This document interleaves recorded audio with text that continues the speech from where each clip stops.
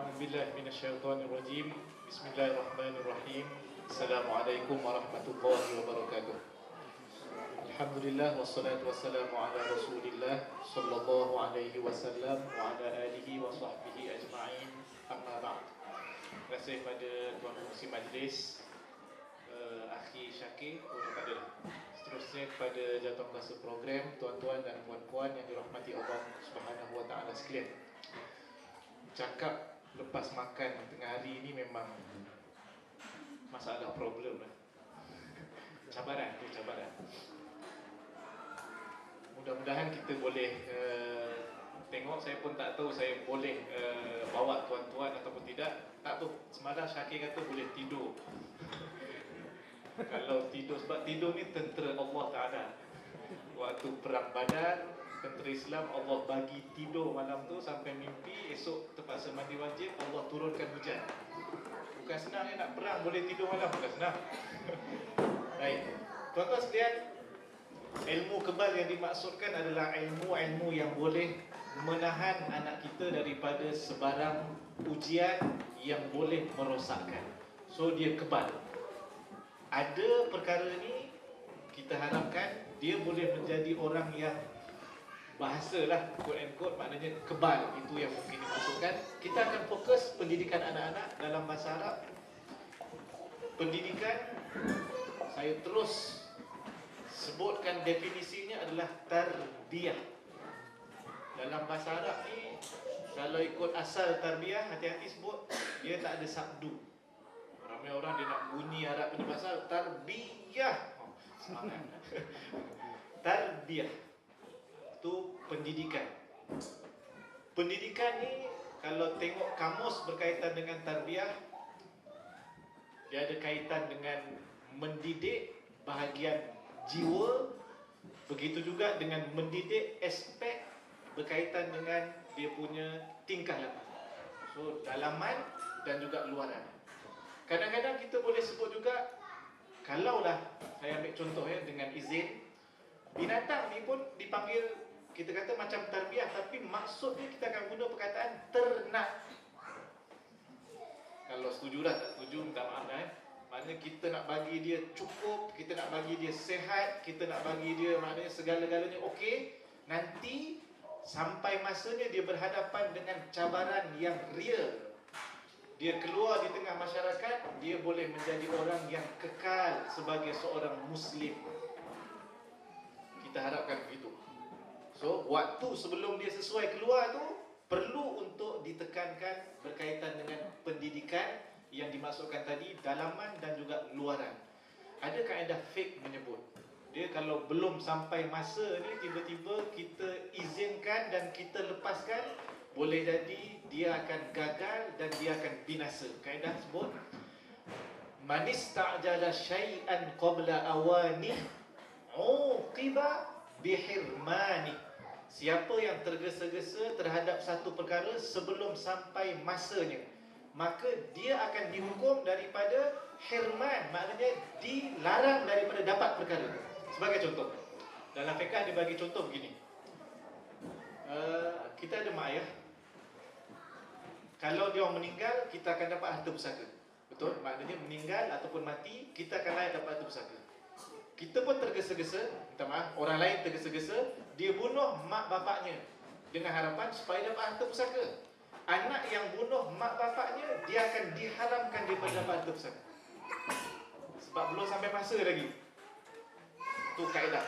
Anak-anak yang belum sampai masa, belum cukup kebal, belum cukup kuat ke tengah masyarakat, ataupun dia dah sampai masa tetapi kita tidak didik dengan cukup, kita tidak berikan dia sesuatu yang boleh menjadikan dia cukup bersedia, nanti dia keluar juga akan gagal.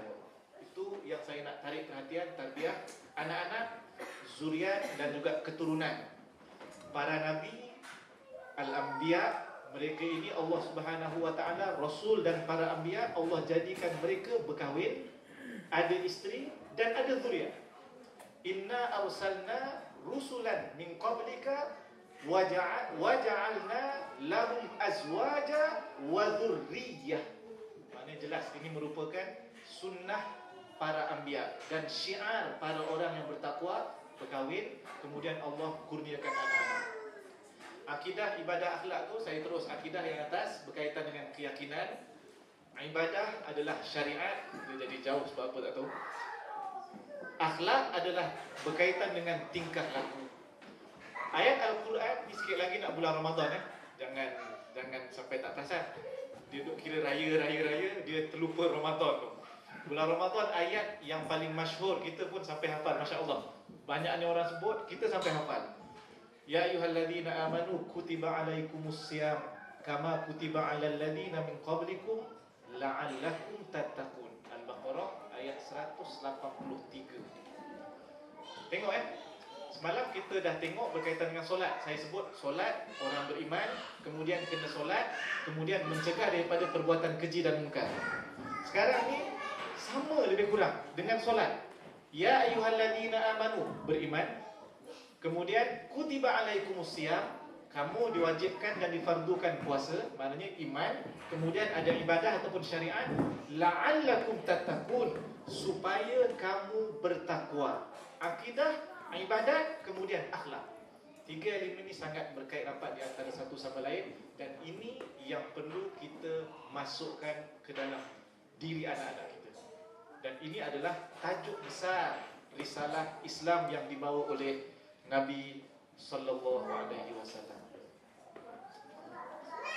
Dia tak keluar Ayat yang saya maksudkan ni sebahagian daripada ayat Al-Quran saya nak ambil yang ditulis ataupun yang ada dalam Quran menyebut tentang anak dan juga zuriat. Selepas Al-Quran kita akan tengok pula yang ada dalam hadis-hadis Nabi sallallahu alaihi wasallam. Tuan-tuan boleh rujuk Al-Furqan ayat 74. Walladzina yaquluna rabbana, dia tak jadi sambung. Walladzina yaquluna rabbana hab lana min azwajina wa dhurriyyatina qurrata a'yun waj'alna lil muttaqina imama. Dan mereka yang memohon doa, wahai Tuhan kami, kurniakanlah kepada kami isteri dan keturunan yang menjadi cahaya mata. Dengan maksud saya terus masukkan kurungan, menyenangkan hati. Qurrata a'yun, tenang, maknanya tengok mata tu jadi seronok, menyenangkan hati. Mata tengok tetapi dia menyenangkan hati kita. Baik. Dan jadikanlah kami pimpinan, yang dimaksudkan di sini adalah ikutan. Jangan pula teringat bila baca wajah lil muttaqina imama, Perdana Menteri buat aku ni.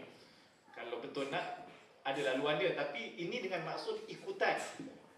Ayah ataupun ibu bila berdoa begini, nak supaya anak-anak melihat mak bapaknya untuk dijadikan ikutan.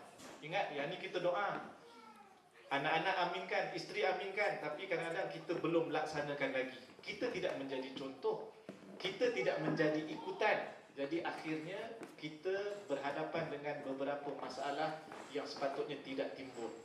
Baik, Rabbana hablana, ini doa yang bagus. Selain daripada doa ini, doa yang bagus juga tuan-tuan boleh rujuk surah Al-Qasas.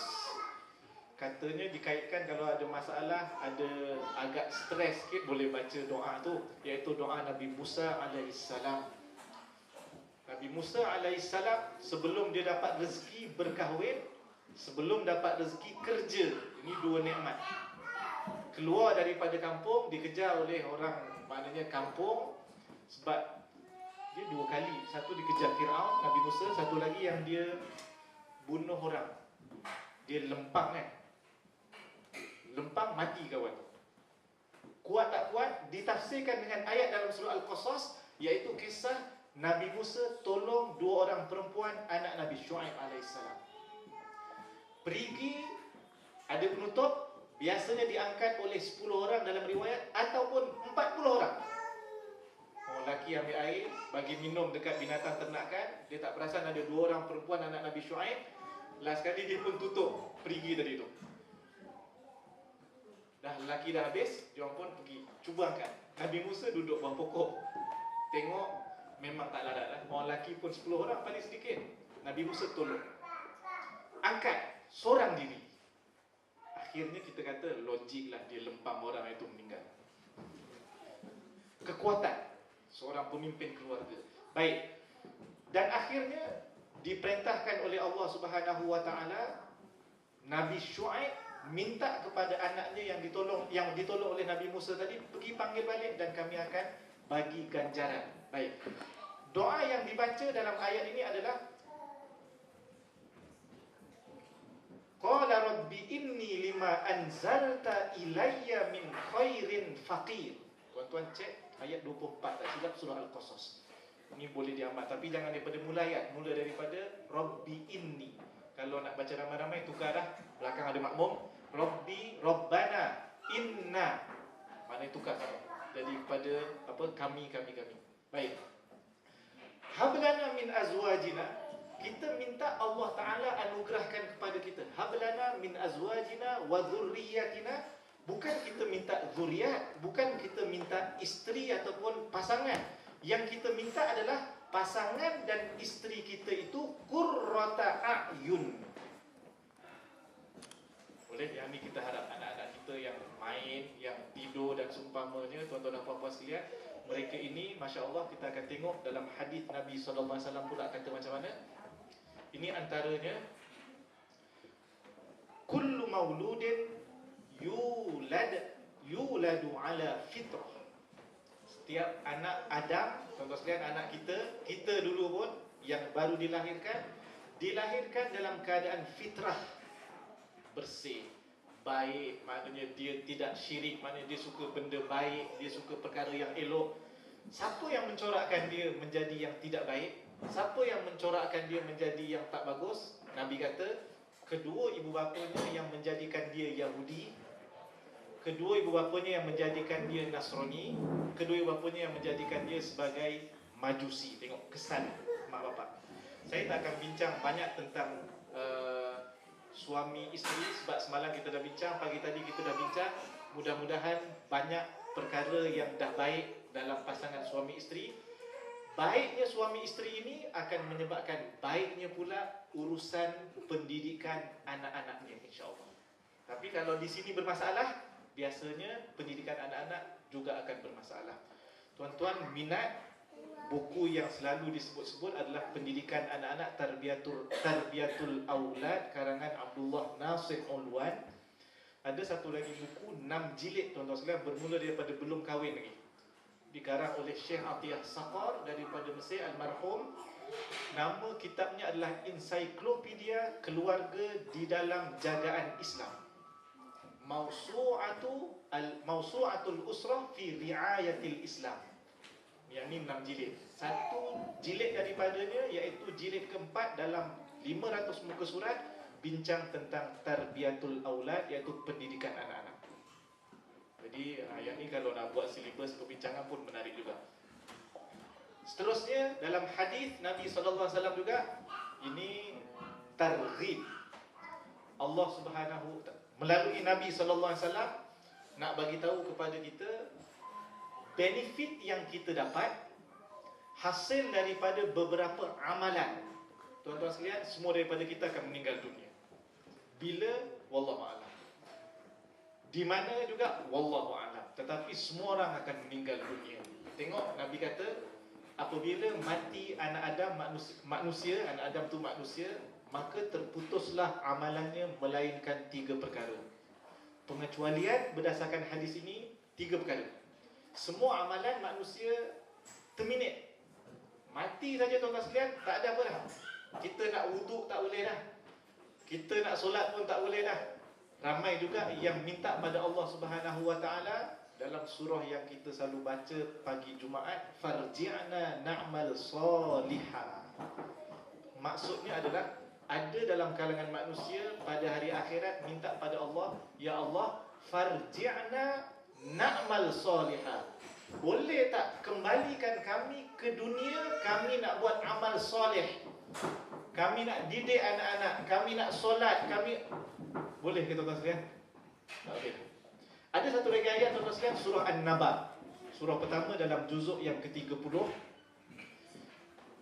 Wa qala al-kafiru ya laitani kuntu turaba. Ini semua contoh penyesalan. Dah meninggal dunia tuan-tuan sekalian, dah tak boleh buat apa. Tapi ini pengecualian ni, tiga perkara. Dalam surah An-Naba, Allah cerita tentang orang-orang kafir. Mereka ini telah berkata, alangkah eloknya kalau aku menjadi tanah. Ya laitani kuntu turaba. Alangkah eloknya kalau aku menjadi tanah. Tiba-tiba cerita tanah ni kenapa? Dalam tafsir Ibn Kathir, tafsir Al-Quran Al-Azim, Ibn Kathir meninggal tahun 774 Hijrah. Dia datangkan riwayat. Macam mana orang kafir ni boleh keluar statement, tiba-tiba je alangkah eloknya kalau aku jadi tanah pada hari akhirat. Dia tak sebut benda lain. Alangkah eloknya jadi kereta ke, alangkah eloknya kalau aku jadi binatang lain ke, ataupun seumpamanya. Tak, tetapi kenapa tanah? Dalam riwayat Ibn Kathir masukkan cerita bahawa adilnya Allah Subhanahu wa taala, sebelum diadili manusia, Allah akan adili binatang. Binatang yang bergaduh, binatang yang apa lagi? Yang sorak, yang seekor kena smackdown mati, yang seekor lagi mungkin hidup. Kan ada binatang yang bergaduh kita jumpa kan? Ada binatang yang tanduk menanduk antara satu sama lain. Tak sesuai. Seekor sama seekor lain. Tuan-tuan sekalian, binatang yang bergaduh pada hari akhirat juga akan diadili oleh Allah Ta'ala. Cuma ending dia tidak masuk syurga dan tidak masuk neraka. Allah nak tunjuk keadilan kepada manusia. Binatang pun Allah adili. Okey, ditunjuk balik. Kemudian dia akan keluarkan semua rekod, siapa yang bersalah, siapa tak bersalah. Selepas Allah putuskan yang ni bersalah, yang ni tidak bersalah, kemudian Allah jadikan mereka tanah. Saat orang kafir melihat keadilan Allah Ta'ala pada aspek hukuman yang diberikan kepada binatang dan akhirnya menjadi tanah, secara spontan mereka berkata, alangkah eloknya kalau aku juga jadi tanah. Itu asal cerita. Sebab itu Al-Quran menyebut, qalal kafiru ya laitani kuntu turaba. Menyesal kerana dah tak boleh buat amal. Menyesal kerana tak boleh balik ke dunia untuk buat amal. Sebab tuan-tuan sekalian, beza di antara alam dunia dan alam akhirat. Alam dunia adalah alam melakukan amal yang tidak ada pembalasan. Tetapi alam akhirat adalah alam yang hanya ada pembalasan tetapi tidak ada amalan. Beza tu dua tu. Jadi tuan-tuan sekalian, nak buat amal sekarang ni lah, waktu kat dunia. Dan tuan-tuan sekalian, Allah Maha Penyayang, Allah Maha maknanya mengasihani. Dalam hadis ni sebut, walaupun dah meninggal dunia, ada 3 perkara yang Allah akan bagi pengecualian. Pahala masih boleh mengalir, pahala masih dapat. Antara itu tuan-tuan sekalian adalah yang pertama, sedekah jariah. Sedekah jariah. Jariah tu mengalir. Maknanya kita, contoh tuan-tuan beli sejadah, letak dekat masjid, niat wakaf. Selagi digunakan sejadah itu, selagi itu pahala mengalir walaupun tuan-tuan masih hidup ataupun meninggal dunia. Selagi digunakan. Tuan-tuan beli Al-Quran, mushaf, letak di masjid, niat wakaf kerana Allah Ta'ala, juga selagi digunakan, pahala akan mengalir sama ada masih hidup ataupun telah meninggal dunia. Satu. Yang kedua adalah ilmu yang bermanfaat. Al-ilmu ilmin yuntafa'u bih. Ilmu yang dimanfaatkan. Ajar kawan, ajar anak-anak, ajar saudara mara, kemudian mereka dapat ilmu, mereka amalkan, dapat pahala tuan-tuan sekalian. Sebab itu ini kelebihan guru. Tetapi tuan-tuan sekalian jangan risau, tak jadi guru, tak belajar kat UPSI pun tak apa. Setiap ibu bapa adalah guru kepada anak-anak. Tuan-tuan akan dapat fadilat ilmu yang bermanfaat pada aspek ini. Dan yang ketiga adalah awaladin solihin yad'ulah, ataupun anak soleh yang mendoakannya. Tuan-tuan sekalian, yang kita bincang yang ketiga, anak soleh. Nabi menyebut ataupun anak yang soleh yang mendoakannya selepas daripada meninggal dunia. Jalan nak dapat anak soleh yang kita nak bincang. Kalaulah semua anak kita bagi nama soleh, maka termasuk daripada hadis ini, senang tuan-tuan sekalian. Anak pertama lelaki, soleh 1.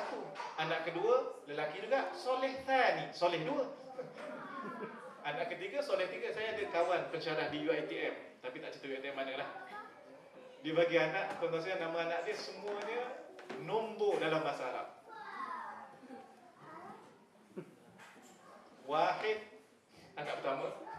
Yang kedua, Thani. Yang ketiga perempuan ada Salatah. Anak dia ada 8 sampai taman ya.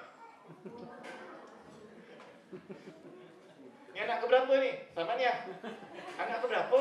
Kami tanya ni. Dia bagi tahu namanya. Memang nama anak tu anak ke-8 Samania. Memang namanya Samania. Jadi kita yang tak faham. Baik tuan-tuan sekalian. Anak jalan nak dapat nak menjadikan anak kita anak yang soleh, sifatnya soleh. Soleh ni adalah dia baik, dengan maksud baik. Tahu waktu berdoa, tidak akan lupa kepada ibu bapanya. Tuan-tuan sekalian, dia kaedah Islam ni cantik tak? Al-jaza min jinsil amal. Balasan sesuatu perbuatan manusia sama dengan apa yang dia pernah lakukan. Hal jazaa'ul ihsan illa al-ihsan dalam Quran. Adakah bukan, maknanya adakah balasan bagi orang yang buat baik bukan benda baik? Maknanya baik. Maknanya yang jahat akan dibalas dengan jahat. Kisah dalam Ihya Ulumuddin Imam Ghazali, meninggal tahun 505 Hijrah, tokoh dalam mazhab Syafi'i. Orang tua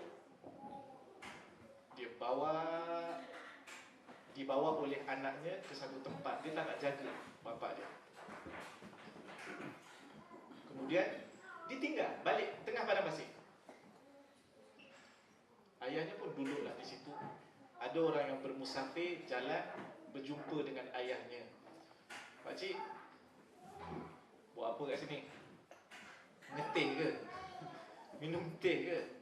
Tu saya tambahlah tu. Tanya, pakcik ni senyap. Tak jawab. Last kali dia pun keluarkan, dia ceritakan balik rahsia. Kenapa dia tak balik, kenapa tak cuba lari. Duduk situ orang tua ni, selepas ditinggalkan. Rupanya dia kata, biarkan pakcik di sini. Dulu di tempat yang sama ni, pakcik tinggalkan ayah pakcik.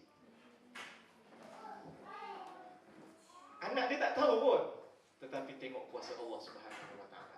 Sebab tu dalam hadis sebut, biru aba'akum taburrukum abna'ukum. Buatlah baik kepada kedua orang tua kamu, nescaya anak-anak kamu akan buat baik dengan kamu. Itu kaedah pertama. Nak dapat anak soleh, kita kena jadi anak soleh kepada mak bapak kita. Yang masih ada mak bapak yang masih hidup, yang belum meninggal dunia, tuan-tuan dan puan-puan sekalian, rebut peluang. Rebut peluang. Duduk jauh tak ada masalah, bekerja jauh tak ada masalah. Sebab zaman sekarang ni duduk dekat sebenarnya jauh. Oh, ni khutbah di Jordan, tuan-tuan sekalian, tajuknya adalah alat teknologi moden dan kesan-kesan buruknya. Kesan buruk terus. Ada gadget, tuan-tuan sekalian, kita sibuk. Memang dia mendekatkan orang yang jauh, tetapi pada masa yang sama dia menjauhkan orang yang dekat di sebelah kita. Juga yang ada khutbah. Dua khutbah tu bincang pasal tu. Menarik. Tuan-tuan dan puan-puan sekalian, tak apa. Kerja tempat jauh tak ada masalah, tanggungjawab. Tanya khabar. Sekarang kan senang nak telefon, nak WhatsApp dan seumpamanya. Saya ingat waktu saya ni zaman tuan-tuan juga lebih kurang kot. Kita semua awal tahun 90 kan, kita degree dulu kan. Kan dia tua lagi. Saya ingat waktu belajar kat Mesir dulu, nak telefon mak bapak, pergi sentral, telefon ketua kampung, bagi tahu saya nak telefon mak 3 hari lagi. Rumah tak ada telefon, handphone pun tak ada. Awas pelan-pelan. 3 hari tu, janji dulu telefon ketua kampus. Ketua kampus orang ada telefon, itu pun public phone depan rumah dia. 3 hari janji. Waktu tu interaksi banyak. Dulu kami nak observe sebelum ada GPS. Tanya mana sekolah Hamid Khan, tanya tukang kedai, tanya kedai tepi jalan. Sebelum tanya tu mesti tanya khabar dulu. Pakcik, saya ni gini last baru tanya sekolah mana. Nak observe student ni. Kami student 3 bulan kena duduk kat sekolah, kami kena pergi sekolah. Sekarang ni tak ada interaksi kan. Adalah dengan kakak GPS tu lah, yang suara perempuan tu lah. Waktu bini telefon, bang siapa tu bang suara tu, asyik turn left Tak ada GPS yang lelaki ke? Ada juga? Ada pilihan. Ada pilihan. Ni saya punya lama. Baik, tuan-tuan dan puan-puan sekalian, anak yang soleh. Kita akan tengok insya-Allah. Ini adalah laluan kehidupan insan. Semua orang daripada kita akan melalui alam ini. Sebenarnya kita kata 3, sebenarnya 5. Tengok Yang pertama alam roh. Yang kedua adalah alam janin. Yang ketiga adalah alam dunia. Yang keempat adalah alam barzakh. Dan yang kelima adalah alam akhirat. Semua orang akan lalui.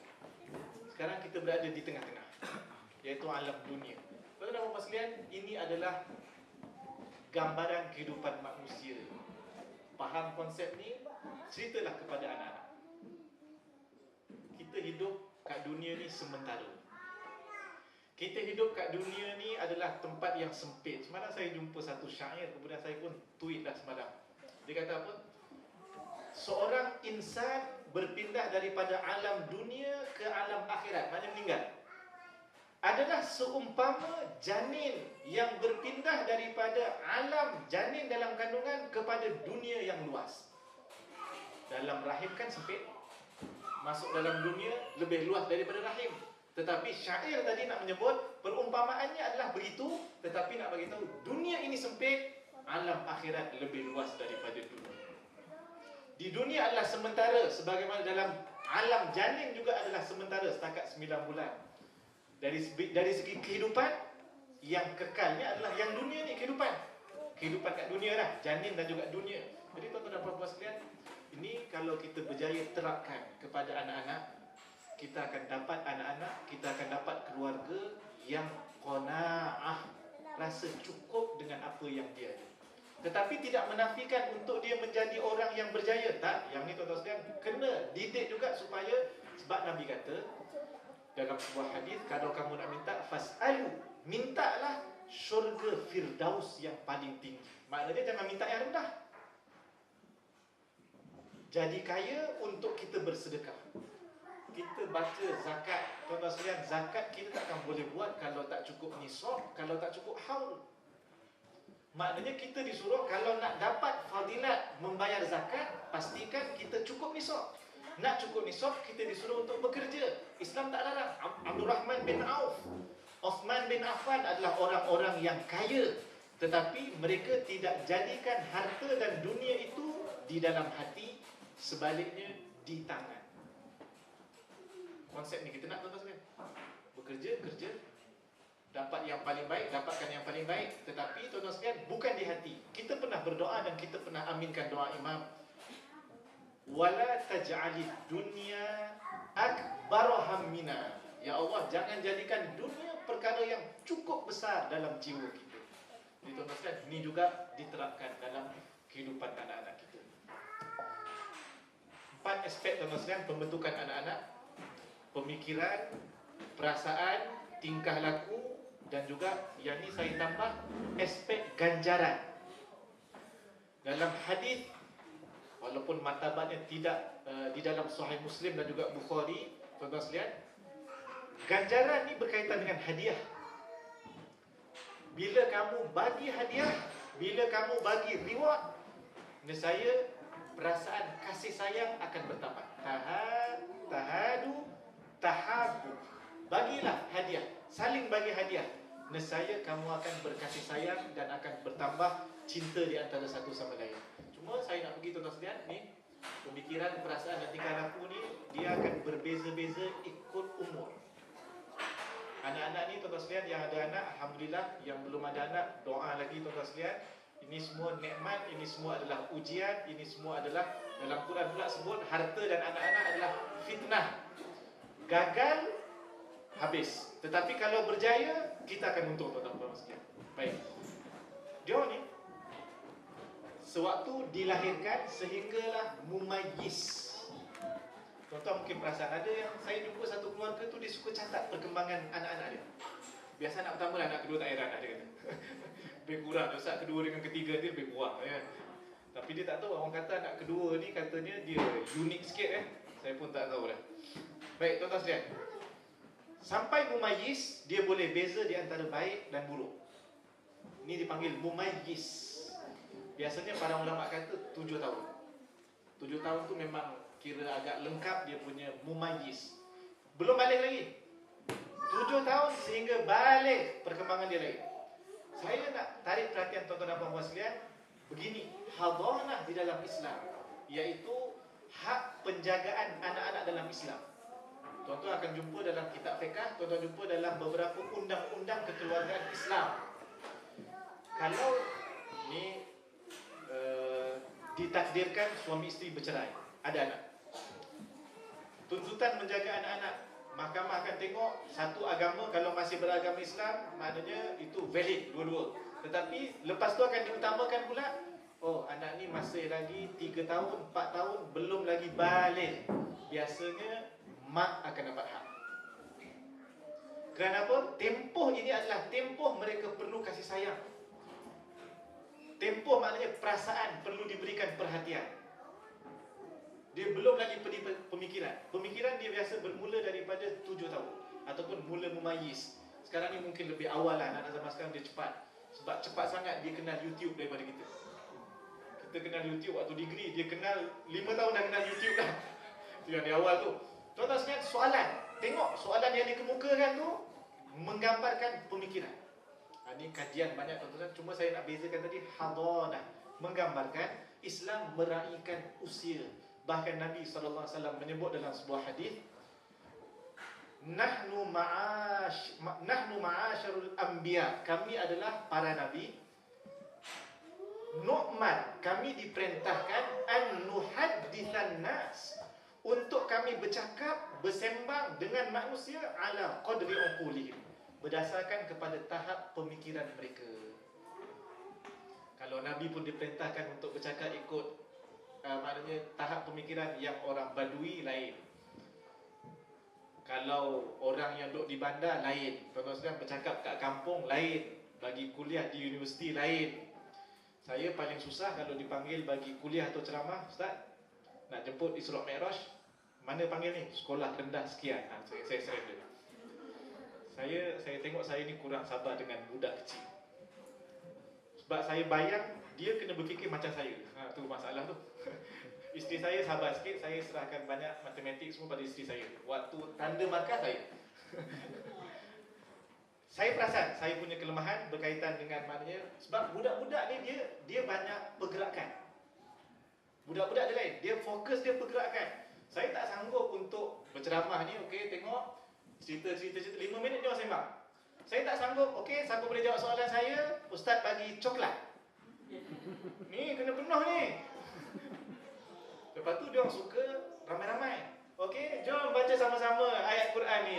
1, 2. Belum, saya belum berjaya lagi. Pernah sekali cuba, memang saya rasa saya fail lah. Dengan orang tua best. Dia tak banyak, dia tak faham pun dia diam je. Yang tu best tu.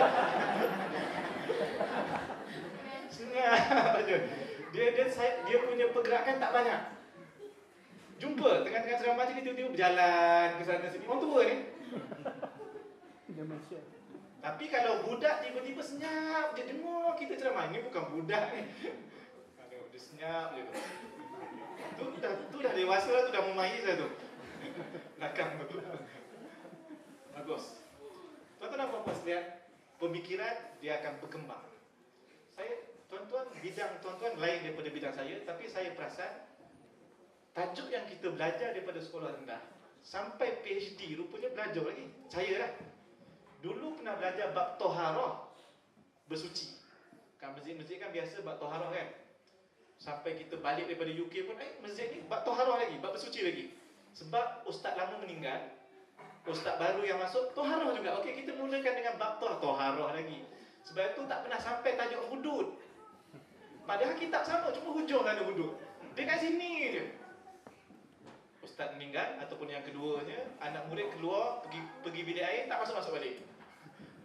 Pergi tempat lain, bab toharah juga. Tuan-tuan dan puan-puan sekalian, perkembangan ini yang bukan kadang-kadang perlu diraihkan, kerana Nabi SAW disuruh untuk meraihkan.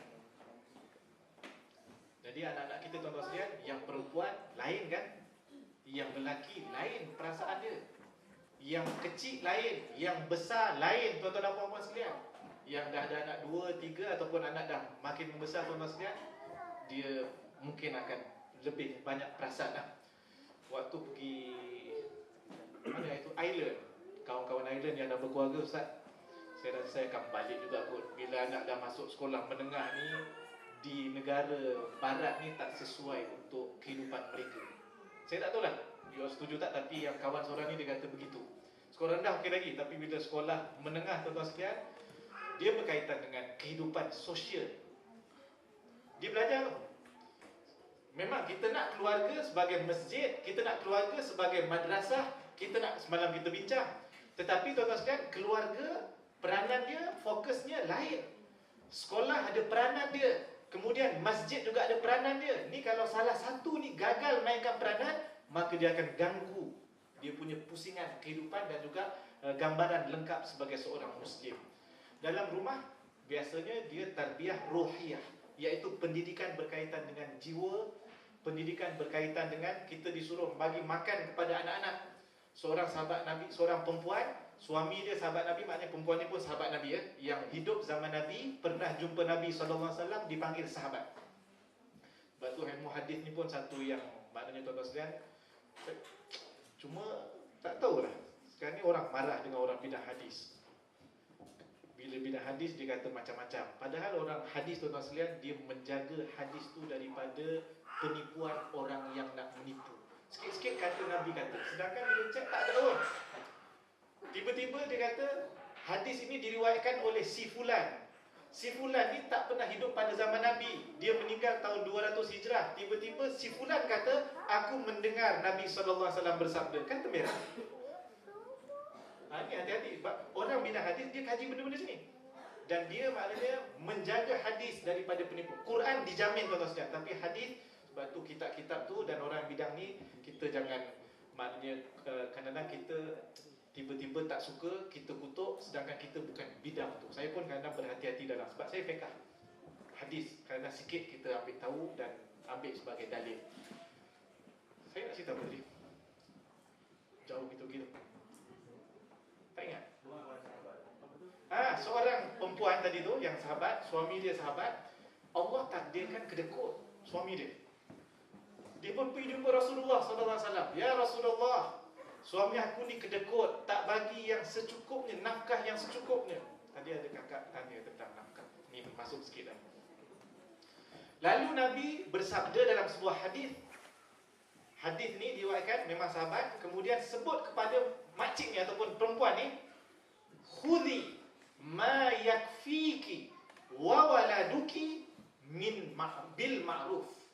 Ambillah daripada suami engkau harta ataupun duit secukupnya untuk engkau dan untuk anak engkau. Bil ma'ruf, dengan maknanya anggaran yang biasa, maknanya sesuai dengan suami dia. Kalau suami maknanya kaya, sesuai dengan kaya itulah. Kalau suami tak berapa kaya, lebih kurang 5,000, 6,000, maknanya perbelanjaan orang 5,000 macam mana? Itu maksudnya. Baik. Nafkah dalam Islam berdasarkan hadis ini timbul dua pandangan mazhab. Sebab dalam rumah ni dia punya tarbiyah biasanya fokusnya jismiyah, tubuh badan. Sebab tu bagi nafkah, bagi dia makan cukup. Bila badan sihat, akal dia juga akan jadi bagus. Dia tak boleh tiba-tiba anak dia kurus, makan sedap, makan banyak, dia kurus juga, tu cerita lain. Adik-beradik saya kebanyakannya macam ni lah, makan banyak lah.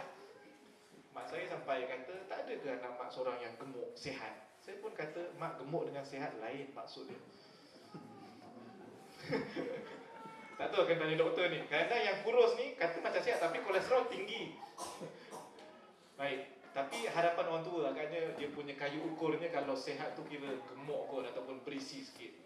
Saya makan banyak dah kan, 3 pinggan, 4 pinggan. Tapi tak macam ni jugalah. Tapi hidup, alhamdulillah, yang penting sihat. Tuan-tuan sekalian, yang pertama adalah al-it'am, makanan. Nafkah diukur 3 perkara. Yang pertama, makan. Yang kedua, sukna, iaitu tempat tinggal. Kemudian yang ketiga adalah al-kisa', iaitu pakaian. 3 ni asas. Yang pertama, makan minum. Okey, yang sepatutnya, yang secukupnya. 5 kali, 6 kali ikutlah. Ikut SBP ke, sekolah asrama biasa ke, bantuan penuh kerajaan ke. Tapi tuan-tuan, secukupnya. Normal biasanya sarapan, makan tengah hari, makan malam. diukur pada aspek. Yang kedua adalah sukna, iaitu tempat tinggal. Tempat tinggal ni tengok juga gaji dia, sebab tu tak disebut berapa, cuma bil ma'ruf. Dan yang ketiga adalah pakaian yang boleh menutup aurat. Tu je, paling minimum mesti 3 perkara ni settle. Sebab itu dalam mazhab hadis ni, Nabi waktu cakap ni sebagai seorang Nabi ataupun sebagai seorang qadhi. Zaman sekarang presiden orang lain, hakim orang lain, senang cerita. Sekarang ni Nabi sifatnya ada kala Nabi sebagai seorang Nabi, ada kala Nabi bercakap sifatnya sebagai seorang qadhi. Para ulama mereka bahaskan, waktu ni Nabi sebut sebagai seorang Nabi, maka kesannya, kesan fiqahnya, mereka yang berpandangan waktu Nabi cakap perkataan tadi kepada isteri sahabat Nabi adalah sebagai seorang Nabi, maksudnya adalah seorang isteri boleh ambil duit dan harta suaminya tanpa pengetahuan suaminya. Maksudnya, bila Nabi bercakap, kita kata ni sebagai seorang Nabi. Seorang isteri, kalau memang tak cukup, dia punya duit banyak, kedekut, cuma tak cukup, makan, minum tak cukup, pakaian tak cukup, isteri boleh ambil duit tanpa pengetahuan suami. Ini bukan mencuri, dibenarkan oleh Islam, kerana Nabi bercakap sebagai seorang Nabi. So, semua kata, Ustaz, saya terima mazhab ni, Ustaz. Kita dengar pula satu lagi, yang ni mungkin mazhab orang lelaki semua. Mazhab satu lagi, mereka memandang Nabi bercakap pada waktu ini sebagai seorang qadhi. Kesannya apabila menilai aspek ini, iaitu Nabi bercakap sebagai seorang qadhi, tidak boleh isteri ambil harta suami melainkan dengan izin suami. Itu mazhab saya, Razak. Yang suami pula kata. Sebab apa? Qadhi ini mesti bawa masalah tu ke mahkamah. Bila bawa ke mahkamah, qadhi akan putuskan, mesti panggil suami, panggil isteri. Pada waktu itu suami akan tahu. Sebab itu mesti dapat izin suami kalau melihat bahawa pada waktu ni Nabi cakap sebagai seorang qadhi. Itu je kesan fiqh. Sebab itu tuan-tuan sekalian, jangan pula pening. Kenapa Ustaz sikit-sikit ada khilaf, sikit-sikit ada perbezaan mazhab? Ini antara puncanya. Ini antara punca. Antara lain puncanya kerana perkataan yang Allah guna dalam bahasa Arab. Dalam Quran Allah sebut bahasa Arab nikah. Nikah. Fankihu ma taba lakum minan nisa'i mathna wa thulatha wa ruba'. Kawinlah kamu dengan perempuan-perempuan yang baik. Yang bestnya ayat ni orang salah faham. 2 dulu Ustaz. Mathna wa thulatha, 3, kemudian 4. Kalau tak mampu baru cerai 3, jadikan 1 je. Fa in khiftum alla ta'dilu, ini tafsiran yang salah. Tak apa, cuma nak sebut perkataan nikah. Nikah ni akad nikah ke ataupun jima'? Orang Arab dua-dua ni betul. Ini punca khilaf juga. Akhirnya satu masalah fiqh timbul dan berbeza pandangan ulama padanya. Seorang lelaki berzina dengan seorang perempuan, boleh tak nanti bila lelaki itu dah berkahwin, ada anak, boleh tak kahwin dengan perempuan yang bapaknya pernah berzina dengan dia? Mereka yang menyebut bahawa nikah itu adalah akad nikah, bukannya jima'. Maka mereka kata, sebab ni zina, perempuan zina kepada bapaknya, tak pernah dia kahwin akad nikah, maka anaknya boleh berkahwin dengan perempuan ini. Oh, dia pergi situ tu, dia punya perbincangan. Kesan. Sebab tu tuan-tuan sekalian, jangan marah. Apa salah banyak mazhab ni? Tuan-tuan sekalian, mazhab banyak dalam perkara fiqh je. Yang tak fiqh tak ada. Dan sebahagiannya ada rahmat, tuan-tuan dan puan-puan sekalian. Tu sikit lah ya. Sikit pun masa dah habis tu. Tak masuk lagi ni, kita skip lah. Ini antara kaedah yang boleh digunakan tuan-tuan sekalian. Tadi tu dia punya peringkat. Sekarang ni guna kaedah apa? Yang pertama, taklim. Bagi ilmu. Ceritakan kepada dia dan seumpama dia. Sebab tu yang semalam kita cerita siapa? Anak Rumaisah yang bernama Anas bin Malik radhiyallahu anhu. Sampai perasaannya ingin sangat jumpa Rasulullah sallallahu alaihi wasallam. Tuan-tuan sekalian, menarik. Anas bin Malik menceritakan kisah dia bersama dengan Nabi sallallahu alaihi wasallam. Nabi berhijrah, kemudian Nabi pun diberikan oleh ibu Anas, ambillah anak ni berkhidmat dengan kamu.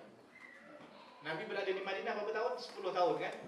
Tuan-tuan sekalian, cerita yang diriwayatkan oleh Anas, tidak semua para sahabat yang lain tahu cerita hidup Nabi di rumah.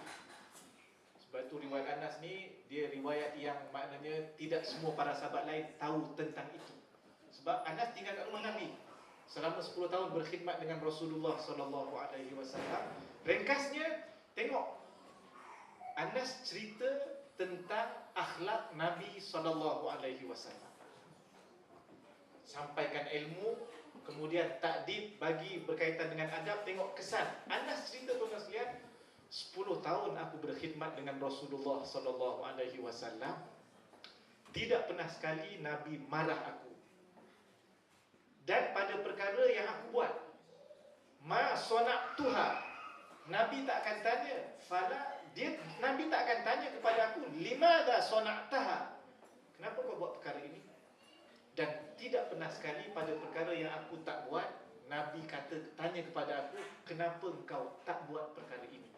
Limadha taraktaha. Tak pernah, tuan-tuan sekalian.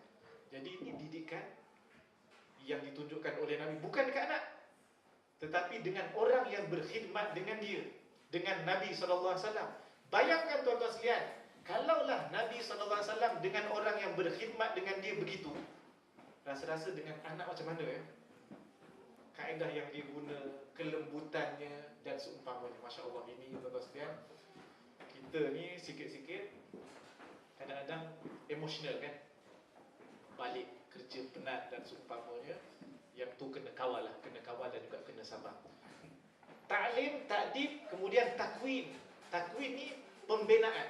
Sepanjang-panjang dia membesar, tuan-tuan sekalian, sebenarnya kita sedang membina karakter, kita sedang membina dia punya tingkah laku, kita sedang membina macam-macam. Tuan-tuan sekalian, dalam masalah satu, saya ambil sampel, tanggungjawab keluarga untuk mendidik anak-anak berkaitan dengan seksual ataupun tarbiyah al-jinsiyah. Dalam ilmu Islam, tuan-tuan sekalian, dalam fiqh ada beberapa perkara yang boleh dikaitkan.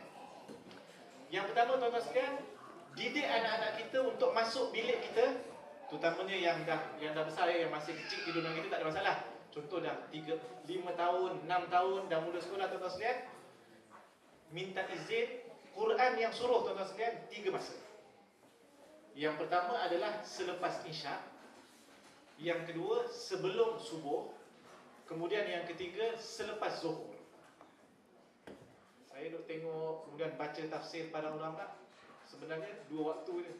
Lepas isyak dengan sebelum subuh tu satu. Cuma diberikan keutamaan betul-betul lepas isyak dan betul-betul sebelum daripada subuh.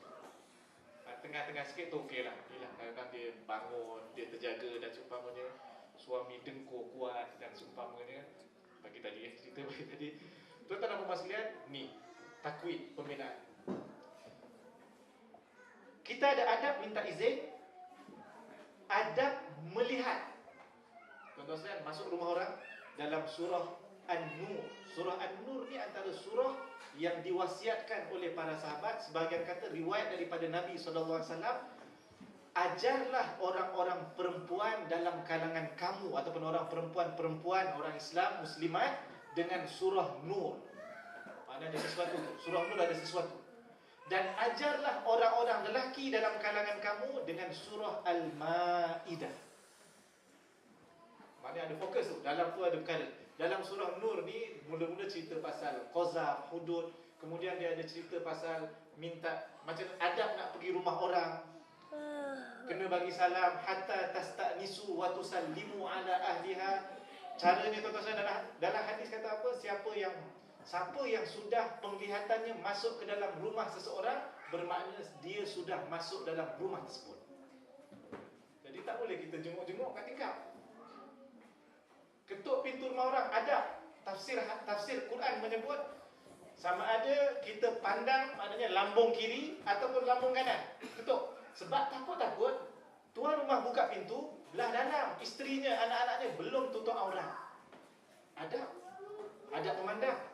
Dalam Quran, orang lelaki kena tundukkan pandangan, yang perempuan kena tundukkan pandangan. Ayat Quran turun kerana seorang lelaki yang berjalan berserempak dengan perempuan cantik, dia punya tengok tuan-tuan sekalian sampai tak perasan, langgar pokok.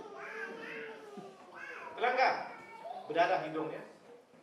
Kemudian dia telah bersumpah dengan nama Allah, aku tidak akan lap darah ini sehingga aku bertemu dengan Rasulullah sallallahu alaihi wasallam. Dia pun biarkan jumpa Rasulullah. Ya Rasulullah, nak cerita ni sampai berdarah ni tadi gini. Sebenarnya macam mana? Turunlah ayat Quran, ya ayyuhalladzina amanu qul lil mu'minin ayyaghuddu min absarihim. Katakanlah wahai Muhammad kepada orang beriman, tunduk ataupun jagalah pandangan. Jaga pandangan bukan pejam mata. Alihkan pandangan. Nampak haram, alihkan terus. Ada yang kata, riwayat daripada Ali kata, nampak benda haram ni yang kali pertama tu bagi kamu, tu rezeki. Tapi kali kedua bukan rezeki. Maknanya tengok je, kena toleh cepat. Datanglah seorang budak tanya, Ustaz, saya tertengok kali pertama sejam, boleh tak? Saya tak kelihatan langsung, Ustaz, saya tak. Maknanya tu pertama lah tu. Ini dia dah tafsir sendiri. Itu tafsir nafsu.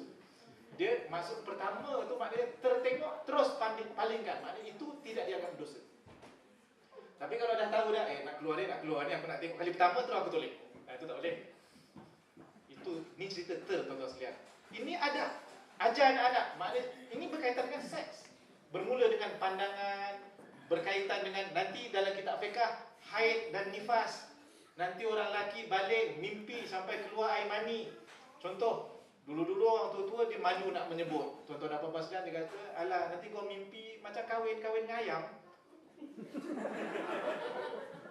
Bahasa tu bagus dah, nak sembunyilah perkataan yang tak sesuai. Tapi anak ni pegang ni, bila aku kahwin dengan ayam ni nanti 16 tahun dia kata belum kahwin lagi. Hari tu dah mandi wajib dah pun. Tapi dia duduk tunggu yang tu, kesilapan mak ayah. Tengok waktu 7 tahun sesuai, 8 tahun kena detailkan tu maksudnya.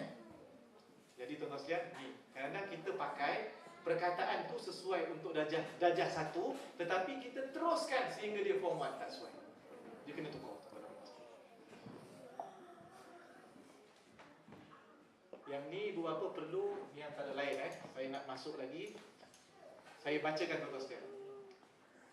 Di antara mekanisme ataupun tarbiyah yang boleh memberi kesan, tuan-tuan tengok ataupun cuba fahamkan.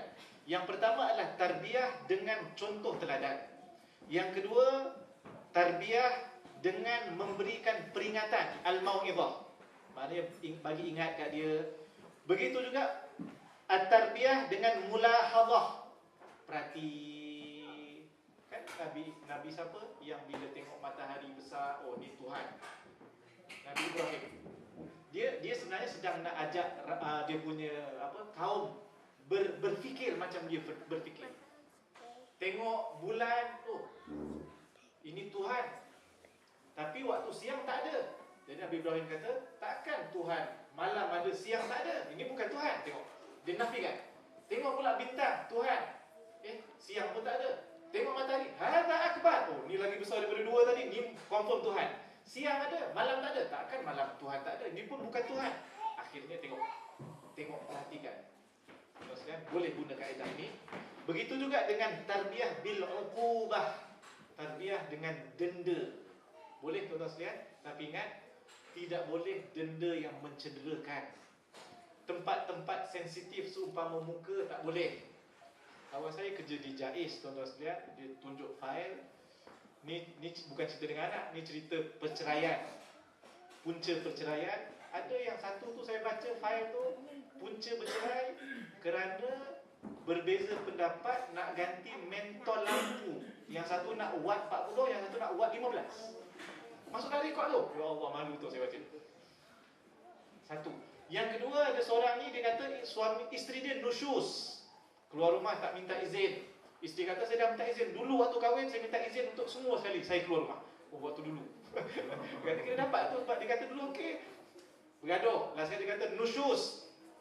Kemudian dipukul isteri dia. Alat yang digunakan untuk pukul adalah batang kayu hoki. Bila ditanya kenapa pukul, kan boleh pukul. Nabi pukul isteri. Saya kata, wah ini dia dengar kuliah maghrib tak habis ni. Ataupun tak datang camp keluarga Mithali. Nabi SAW pukul isteri menggunakan kayu siwak. Ni lah paling panjang macam ni. Kau tuan-tuan punya kayu siwak panjang lagi. Kalau panjang lagi tu tongkat namanya. Tak akan pakai. Ni pukul, kelekuk. Dan bukan di muka. Bukan untuk menyakitkan. Tapi tuan-tuan sekalian, suami angkat tangan pukul isteri walaupun tidak menyakitkan, tetapi dia memberi kesan pada perasaan. Seorang ayah yang tak pernah marah, tiba-tiba seorang anak, hari ini bapak dia marah, tanyalah anak. Dia akan maknanya teringat, kenapa ayah tiba-tiba garang, kenapa? Sekali-sekala tu, sebab tu. Dan kaedahnya pula adalah punishment ni, dia bermula dengan yang ringan kepada yang berat. Mesti mulakan dengan ringan, barulah yang berat. Jangan guna yang berat, kemudian baru yang ringan. Tak boleh. Sebab tu pukul lah sekali. Mula-mula asingkan tempat tempat tidur. Tapi kalau dah biasa asing tempat tidur, suami isteri, seorang kat TV, seorang lagi dekat bilik, yang ni asingkan tempat tidur pun tak ada kesan. Jadi kena tengok keadaan tuan-tuan sekalian. Baik.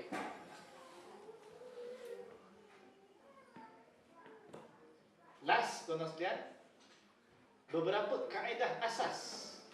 Tadi tu dia punya tarbiyah, nama-nama dia. Ini kaedah asas.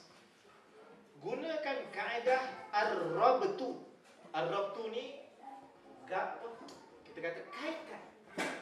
Apa yang berlaku kepada anak-anak, kaitkan dengan akidah. Contoh sekalian, bunyi guru. Kemudian apa lagi? Hujan. Kita nak kaitkan dengan akidah. Filem-filem di Malaysia tu banyak merosakkan akidah. Dulu waktu cerita sinetron bawang putih bawang merah. Tak tengok kan? Ada, tuan-tuan kena tahu tu antara yang mula-mula masuk. Diorang ni bila kita ada soal jawab dengan Kementerian Penerangan, diorang kata kita nak halang filem Bollywood. Bagus dah tujuan. Kemudian diganti dengan filem Indonesia. Tapi yang Bollywood tu masalah aurat, masalah tarian. Tapi yang Indonesia ni aurat okey sikit, tapi masalahnya masalah akidah. Kan bawang putih bawang merah ada pari-pari kan? Pari-pari tolong. Akidah minta tolong dengan Allah, bukan dengan makhluk. Tuan-tuan, ni kena hati-hati. Hatta cerita Upin dan Ipin, tuan-tuan sekalian, hati-hati. Tengoklah sesuatu dengan pandangan yang kita jangan hanya tengok Ustaz, positif lah Ustaz. Memanglah positif. Tetapi tuan-tuan, ada beberapa nilai yang bercanggah dengan nilai Islam. Mesti kritikal. Dia tak naik darjah 1 dah 3 tahun tu cerita lain. Maknanya fail tu. Tu tajuk lain. Tapi dia geram dengan kakak dia. Tak dengar kata. Tidak menutup aurat. Seluar pendek. Macam mana? Jadi ini yang perlu dibetulkan. Anak-anak tengok boleh, tapi bagi tahu. Bagus lagi kalau Upin dan Ipin tu masuk darjah 1 sekarang. Bagus lagi kalau dia tutup aurat, tak pakai seluar pendek. Pakai kuning tak ada masalah, pakai biru tak ada masalah. Carilah pakai jubah kuning dengan jubah biru, tak ada masalah. Kekalkan dengan U dengan I tu. Tetapi menutup aurat. Tuan-tuan sekalian, budak-budak ni dididik daripada kecil, dia akan senang. Okey. Ar-rabtu penting. Yang kedua, kaedah tahdzir. Tahdzir ni maknanya bagi peringatan. Tadi mauizah tu nasihat. Tahdzir ni maknanya amaran, lebih tepat amaran. Ada orang kata, Ustaz, kita tak tahu, ni barat ya. Barat ni dia penuh dengan jarum yang cukup halus. Saya duduk kat UPSI tu tahu tuan-tuan sekalian, letih. Sebab semua teori barat. Pendidikan, siapa yang boleh kata kaitkan belajar pendidikan Islam tapi guna kaedah barat? Taksonomi Bloom's, kaedah untuk ukur kefahaman, kesediaan dan seumpamanya. Ini bukan daripada Islam. Tapi tak apalah, balik nanti kita buatlah mana yang boleh kita tukar. Tuan-tuan dan puan sekalian, ada yang kata jangan guna perkataan jangan untuk anak-anak. Sebab nak positif punya pasal. Satu aspek bagus, tapi tuan-tuan sekalian, kaedah Al-Quran dan hadis tetap gunakan perkataan la. Dia mesti ada yang lembut, mesti ada yang agak tegas. Positif, tetapi kalaulah Al-Quran yang paling sempurna. Nabi SAW selepas daripada Al-Quran dalam hadis juga menyebut la taqrabuz zina. Keras. Sebab bila amaran tu keras, orang akan jadi takut. Budak-budak akan takut. Sebab kita nak bagi amaran. Ini amaran slow je. Dia tak akan takut tuan-tuan dan puan-puan. Ini juga boleh digunakan. Dan itu antara lain lah tuan-tuan dan puan-puan sekalian. Ini sebahagiannya. Kemudian tindakan bersama ibu bapa, tolak ansur kena ada. Maksud saya kat sini adalah kalau ayah dah marah, isteri kena shift. Walaupun dulu waktu lepas kahwin dah bagi tugas, siap-siap dah, saya tukang marah, you tukang pujuk. Tiba-tiba satu masa lepas 5 tahun, tiba-tiba isteri pula marah awal. Kita pun kekal dengan jawatan kita. Saya memang bidang marah ni, marahlah sekali lagi. Jangan tuan-tuan sekalian, kena shift. Seorang dah marah dia, seorang kena pujuk. Dan ini juga kaedah Islam, dalam Quran juga ada dan diberi contoh oleh Nabi SAW. Sabar juga penting. Jadi anak ni tuan-tuan sekalian, sabarlah. Tadi tu cerita dengan Dr. Zarudin, bos dia sekarang di UIA adalah bos saya dulu di UiTM Melaka. Dia boleh suruh kami kerja hari Isnin sampai Jumaat tu kerja. Lepas tu dia kata digalakkan kepada semua pensyarah untuk datang bekerja juga pada Sabtu dan Ahad. Lepas tu dia kata saya boleh buat. Kita pun tengok, yelah dia boleh buat ni sebab apa ya? Cek. Dia tak ada anak. Boleh lah. Tak boleh. Sama kan? Kita ada isteri, kita ada anak. Minta itu dan juga minta ini, hak dia orang juga tu. Jadi yang ni baguslah statement tu, tapi maknanya tak semua orang boleh buat. Okey, tuan-tuan sekalian, tu. Tapi yang penting sabarlah tuan-tuan, jangan keadaan anak-anak renungan, banyak doa, jangan lupa doa. Sebutlah nama anak kita dalam doa kita, tak salah tuan-tuan sekalian. Jangan malu. Okey. Kemudian tu berkat hidup dah dibahaskan pagi tadi. Anas bin Malik dah bincang, Said bin Amir saya tak sempat. Tuan-tuan search kat Google lah kalau jumpa, insya-Allah. Kesimpulannya, anak-anak adalah nikmat dan juga amanah. Ibu bapa memainkan peranan sebagai pendidik. Mudah-mudahan dapat dua fadilat tadi, ilmu yang bermanfaat dan juga anak yang soleh. Dan yang ketiga, anak-anak adalah cerminan ummah dan juga daulah. Anak-anak ni nanti dia akan menjadi anak-anak dalam sebuah masyarakat, dan dia juga nanti akan menentukan negara kita sama ada mendapat pemimpin yang baik ataupun yang tidak baik. Bermula pendidikannya itu adalah di rumah masing-masing. Wallahu a'lam bishawab. Aku qauli hadza astaghfirullahal azim li wa lakum. Assalamualaikum warahmatullahi wabarakatuh. Waalaikumsalam warahmatullahi wabarakatuh. Jazakallahu khairan katsiran kepada Ustaz Anhal bin Opil. Kalau boleh saya nak berikan masa 15 minit lagi kepada Ustaz Anhal sebab beberapa bahagian yang tak habis lagi. Tapi disebabkan kita ada kekangan masa, saya berikan peluang 5 minit kepada audiens untuk bertanya. Rebutlah peluang sekarang sebelum saya tutup. Silakan. 5 minit.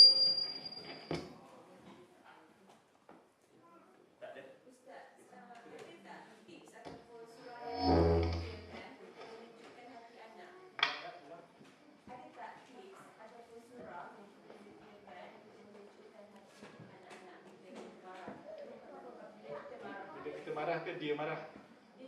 Dia tengah marah, kemudian kita marah. Jadi tipsnya bukan untuk anak-anak dan dia untuk setiap daripada kita. Marah ni daripada syaitan, dan Nabi berpesan pada seorang sahabat bila kata, ya Rasulullah, beri aku nasihat. Nabi kata, la taghdab, jangan marah. Lelaki ni pun tanya Rasulullah lagi, ya Rasulullah, lagi nasihat lain. Nabi ulang lagi, la taghdab. Kemudian lelaki ni kata, macam dia masih belum puas hati lagi, ya Rasulullah. Nabi jawab lagi sama, la taghdab. 3 kali diulang, menunjukkan marah ni suatu yang cukup dibenci dalam Islam. Satu. Yang kedua, pernah berlaku Rasulullah SAW bersama dengan Sayyidina Abu Bakar. Duduk bersembang, tiba-tiba datang seorang lelaki, tak pasal-pasal dia marah Sayyidina Abu Bakar. Abu Bakar pun dengar mula-mula. Lama-lama Sayyidina Abu Bakar pun nak jawab juga. Ni nak mula. Dia nak mula jawab. Waktu Sayyidina Abu Bakar bangun jawab dia, Rasulullah SAW tinggalkan Sayyidina Abu Bakar dan lelaki tadi. Sayyidina Abu Bakar pun lepas dia jawab sikit-sikit, dia pun kejar Rasulullah. Sebab ini tak penting, Rasulullah lagi penting. Tanya Rasulullah, ya Rasulullah, Tadi waktu dia datang marah ke aku senyap, engkau masih duduk. Tapi bila aku bangun nak jawab dia, kau pun beredar. Kenapa ya Rasulullah? Rasulullah jawab, sebelum daripada kau bangun dan nak jawab, suasana tenang, syaitan belum datang. Tapi waktu kau bangun nak jawab saja, aku dapati syaitan berada di sekeliling kita dan aku tidak boleh berada dalam majlis yang ada syaitan. Cerita pasal marah tuan-tuan sekalian. Sebab itu tipsnya antara lain marah daripada syaitan. Dia kalau biasanya dia akan merah merah ni dikaitkan dengan api. Merah kalau tiba-tiba jadi hijau, itu jadi Incredible Hulk. Ini lagi teruk. Kalau dia tak kawal lagi hitam tuan-tuan sekalian, ini lagi bahaya. Antaranya ialah disuruh kalau berdiri disuruh duduk. Kalau duduk pun masih belum reda, disuruh baring. Kalau masih belum reda, disuruh ambil wuduk. Sebab api lawannya adalah air untuk redakan. Dah ambil wuduk masih marah lagi tuan-tuan sekalian, masuk swimming pool. Itu antara. Tapi biasanya tuan-tuan sekalian 2-3 step tu dia dah reda. Kemudian yang keduanya tuan-tuan sekalian, apa faedah? Anak marah, kemudian kita marah. Dia adalah satu juzuk daripada kita. Adakah kita tak rasa kalau kita marah anak kita, sebenarnya kita sedang marah diri kita sendiri? Datangkan perkara. Kemudian yang kedua tuan-tuan sekalian, datangkan juga perkara anak-anak ini buat perangai, dia marah dan seumpamanya kerana sesuatu yang dia tuntut. Dia mengamuk dan seumpamanya, dia nak tarik perhatian. Asyik sembang aja dengan sekarang macam-macam WhatsApp kan tegur kita kan. Kadang-kadang gambar-gambar tu seronok juga saya dapat, walaupun gambar-gambar tu semua menipu. Anak telefon mak dia, apalah mak ni asyik WhatsApp aja, bila nak bagi makan nasi kat aku ni. Budak tu tak nak kata pun, cuma dalam bentuk dialog teguran. Tuan-tuan sekalian, anak-anak ni dia cepat lapar, cepat cepat boring, kemudian nak perhatian. Kita tak apa dah.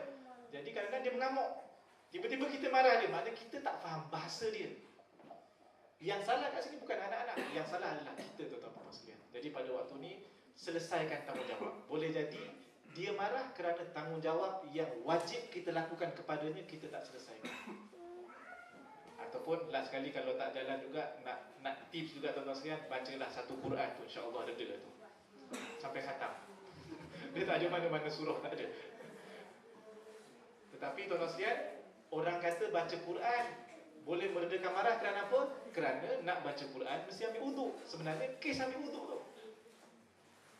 Tapi kalau baca Quran pun tak fokus, masih marah lagi, yang ni silap-silap bacaan Quran pun salah dan seumpama. Dia bukan itu tujuannya, tapi kerana ambil wuduk tadi tu. Kemudian buat aktiviti lain yang boleh melupakan. Allah Adam tu yang boleh saya komen.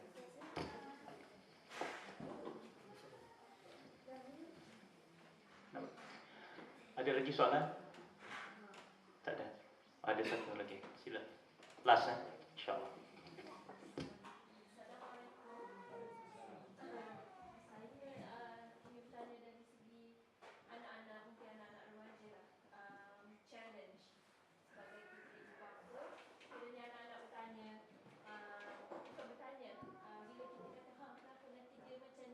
Jawab balik. Mulalah menjawab ni. Macam kita expect dia, tapi dia kata no. Macam dia bukan nak jawab, dia nak explain. So macam mana kita nak handle situasi macam you just don't understand me. Macam tu tak? Tu cabaran anak-anak apa generasi Y. Kita generasi apa? X. L kot. Tak apalah, itu anak-anak bukan zaman sekarang dia. Kita dulu pun kadang-kadang bila tengok balik pun banyak explain juga pada mak bapak kita. Dia menurun. Saya mungkin nak komen berkaitan dengan macam mana kita nak berhadapan dengan situasi ini. Al-Quran dia mendedahkan beberapa dialog. Dalam Quran tuan-tuan sekalian ada cerita pasal keluarga ni. Tuan-tuan kalau kira betul-betul, Masya Allah, ada cerita tentang keluarga Nabi Ibrahim dengan Nabi Ismail. Cerita kita sembelih semua tu, yang sampai dari Aidil Adha tu. Ada cerita Nabi Nuh, anak-anak yang tak dengar kata, bila ajak untuk naik kapal kan, dia kata nanti banjir, tak apa, kami boleh kami boleh maknanya panjat gunung yang paling tinggi. Jawablah tu. Baik. Ada cerita tentang keluarga Nabi Isa alaihissalam, Nabi Zakaria tu sezaman tu.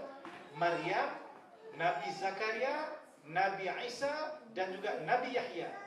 Maryam lahirkan Nabi Isa, kemudian Nabi Zakaria dia sebelum daripada lahir Nabi Isa lagi, waktu tu duduk di mihrab, kemudian tiba-tiba ada makanan yang Allah hantar kepada Maryam. Buah, ada yang kata buah, ada yang kata bukan buah, tapi yang pentingnya bukan pada musim itu. Kita duduk negara Eropah, negara Arab ni, kita tahu buah ni musim bila, kan? Kita perasan kan? Kat Malaysia dia tak perasan. Sebab tu cerita ni kat Malaysia tak ada kesan.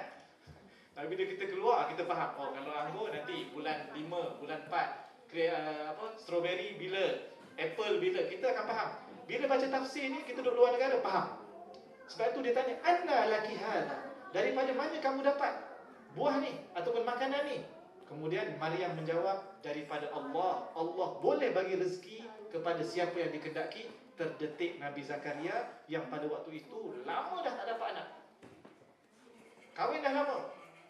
Allah boleh bagi rezeki kepada sesiapa yang dikehendaki. Mesti Allah boleh bagi rezeki kepada aku juga untuk dapat anak. Itu yang akhirnya dia masih cuba lagi, maknanya teruskan walaupun usia dah agak tua. Kemudian Allah bagi zuriat, iaitu lahirnya Nabi Yahya. Lepas tu Maryam, Nabi Isa, Nabi Zakaria yang jaga Maryam ni, kemudian akhirnya dapat anak juga Nabi Yahya. Ini contoh keluarga yang baik. Tadi ada satu contoh keluarga yang tidak baik. Contoh sekalian, perempuan yang beriman, suaminya tidak baik. Ada perempuan, suaminya Nabi tetapi dia tidak baik. Isteri Nabi Lot, Aisyah. Dia ada dua nama yang baik, kan? Aisyah pun baik, Aisyah pun baik. Aisyah isteri Nabi SAW, Aisyah isteri Fir'aun pun beriman. Jadi tuan-tuan sekalian, tengok, ini kita akan jumpa. Yang saya nak maksudkan, para ulama dia kata anak-anak yang makin membesar ni, dia nak, satu dia nak terangkan, yang kedua dia nak jawapan yang dia boleh terima pada sudut rasional ataupun logik. Kadang-kadang kita larang tetapi kita tak detailkan. Bila dia tak puas hati. Ataupun bila kita cerita, okey, Quran larang, Islam larang. Kenapa tak sebut kenapa Islam larang? Yang ni kadang-kadang dia berjawab, dia terpaksa dia defend diri dia tu. Sedangkan kalau kita, antara yang paling penting tuan-tuan, saya tak bahaskan syarat ibu bapa untuk mendidik anak-anak tadi menjadi kebal tadi tu. Yang pertama adalah ibu bapa mesti ikhlas, yang kedua ibu bapa mesti bertakwa, yang ketiga ibu bapa mesti malu. Tanggungjawab kalau tak dilaksanakan, maknanya dia kena malu pada diri sendiri. Kemudian dia kena ada perasaan tanggungjawab, dan yang terakhir mesti ada ilmu. Ilmu ini akan membantu untuk bagi jawapan tadi. Jadi tuan-tuan sekalian, isunya kita tak boleh lepaskan. Dah, ini semua Allah yang suruh. Zaman sekarang tak cukup setakat tu. Dia kena rasional. So tuan-tuan kena baca kenapa dilarang tengok perempuan yang maknanya tidak menutup aurat. Kenapa tak boleh maknanya pergaulan bebas. Dia nak rasional. Jawapan-jawapan ni ada dalam tafsir. Cuma kita, tu sebab tu ilmu salah satu syarat yang penting. Jadi kita jangan marah. Bahkan satu metode Al-Quran pula, bila dialog dengan orang kafir, ni ambil contoh supaya kita ambil manfaat. Tidak semua yang mereka tanya dan mereka sebut kita perlu jawab. Metode Al-Quran kata kepada Nabi SAW, au a'rid anhum, ataupun kamu biarkan dia macam tu. Maknanya kalau rasa-rasa dengan sebab dia jawab, kemudian kita jawab, kemudian dia jawab balik, last sekali kita rasa dia derhaka, lebih baik kita biarkan. Tunggu reda. Ada waktu-waktu yang sesuai untuk kita discuss. Mungkin waktu ni tak sesuai sebab semua tengah marah.